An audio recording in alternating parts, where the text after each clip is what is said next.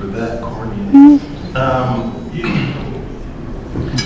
So following along those lines, I don't want to give up that thread. One of the things that I think we have to maintain or reclaim in the context of our sexuality is keeping it real, truth-telling, and the thread of moralism that Cornelius discussed has manifested itself, at least in my thinking, in the way in which we talk about cross-generational sex. Yeah. So we've had any number of presentations over the last couple of days asserting that what we need is not to dump two seeds in the same hole and not to have a situation where the older black gay men are somehow preying, thank you, on, that's not a word I use usually, preying on young gay men. Now, I'm not saying it doesn't happen, so I want to honor the fact that there's violence and sexual abuse in the world, and we need to rid it from the face of the earth. And certainly, if it's happening in the context of our programs or our organizations, we certainly want to be a part of a process that eradicates that from our system. So I want to be very clear about that.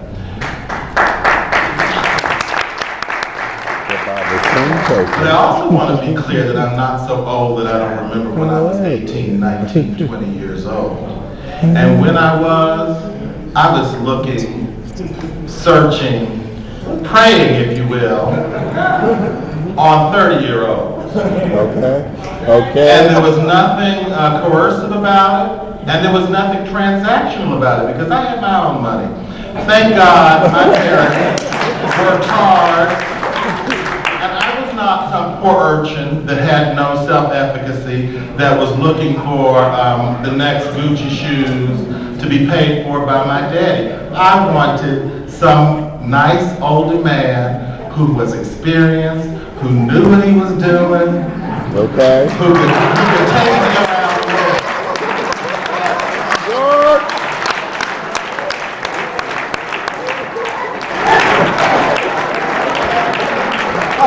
I just want to put out my own personal stuff on that, because I feel like if we don't sort of at least acknowledge that it's possible, we'll leave the room thinking that, every time you see someone in a cross-generational situation that it's transactional, or that the older man is preying on the young guy. And it does, in this moment when we're trying to honor our youth leaders, is it robs them of all of their self-efficacy. Why would we assume all these brilliant young people in this room don't know what they want and don't know how to go get it?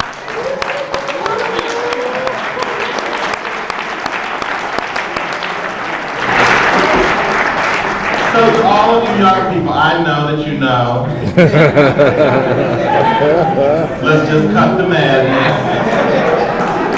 We don't have to play victim with each other. We know what's going on.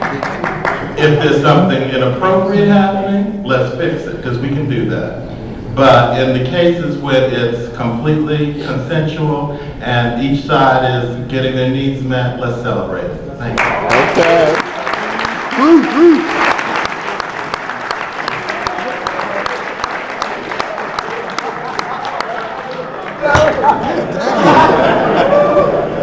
Kelly, you got a hard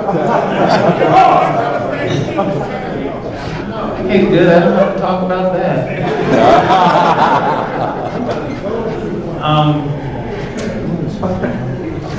I guess I want to just.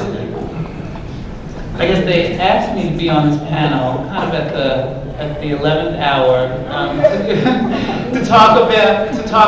to give a different perspective, and so I'm going to try to bring that. And I teach and work in a school of education. I'm always in schools, and I'm always thinking about curriculum. We can think about curriculum as the materials, the texts, the arts that we draw on to sort of make sense of our lives on every day, right? And when I graduated from school, I was from college, I was very fortunate to move back to New York and get involved with an organization called Gay Men of African Descent. How many of you have heard of that organization? And it was there that I got exposed to a group of men that taught me so much, like Craig Harris, like Donald Woods, Yes. So many, Melvin Dixon, David Frechette, Yes. Joseph Beam, Asado Saint. Please. I have this image in my mind of just Asado Saint getting up on a table for a performance, or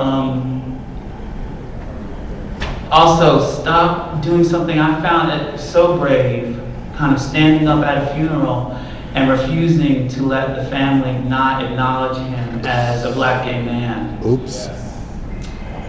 And so I want to talk about our strengths in terms of the artists and the cultural production and the rich curriculum that we have in our community. Gregory Victorian with Booty Box. This is where I learned to have a positive sense of my sexuality. It's a different time now. We used to go to bookstores, book openings. We used to carry these books with us. We used to read some of these books, and we don't, it's not as book focused anymore, right? We have websites now. We text a lot. We don't kind of go to.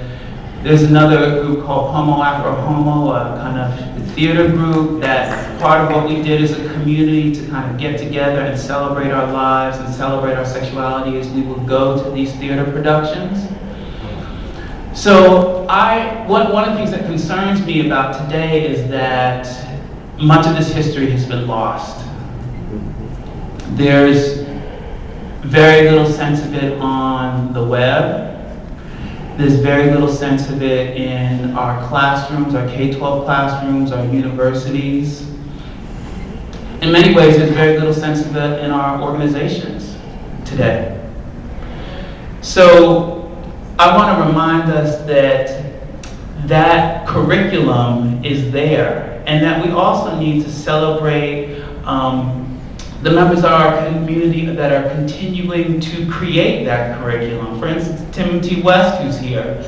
We have artists, we have musicians, we have poets, we have writers that have always been an important part of helping us create a positive sense of ourselves, helping us celebrate our sexuality, and helping us communicate across generations.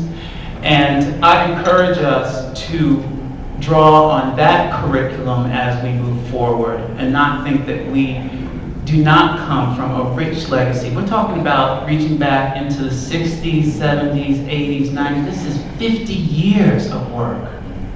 50 years of work. Thank you. Shout out to Harlem